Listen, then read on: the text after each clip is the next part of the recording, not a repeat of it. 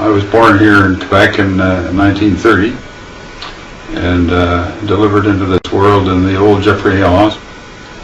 I went to school here in the city of Quebec at a school called St. George's School, which is again at the corner of René-Lévesque and Avenue des Arabes. And it was strictly an English language school. And at that time schools were confessional, so it was basically it was called Protestant, but basically it was for all those who were not Roman Catholic. So it included a lot of people of the Greek church, Greek community, and Jewish people, anyone who wasn't registered as a Roman Catholic.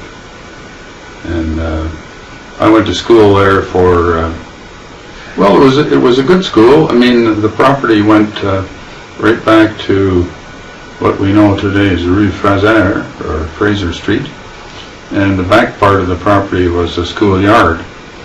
And there was a part of it was for boys and part of it was for girls.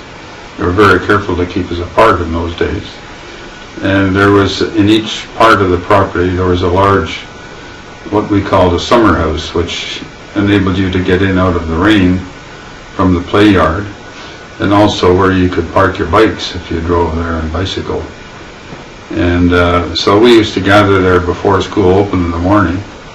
But we lived very close to the school. We lived on Avenue Le Mesurier, okay, near the corner of Avenue Moncton. So it wasn't very far to walk. It was only about a 5-minute walk. And there were an awful lot of people in that area who had children who were going to St. George's School. Well, the neighborhood was very, very active, and we were very fortunate. We had a large concentration of friends that lived immediately in the area. I think being people who went to school, you tended to associate with your friends whom you met in school. We did play, for example, when we played hockey against organized teams, very often we would play against teams composed mainly of French-speaking boys. And we were very fortunate. We had a large enough rink on which to play hockey immediately behind our house.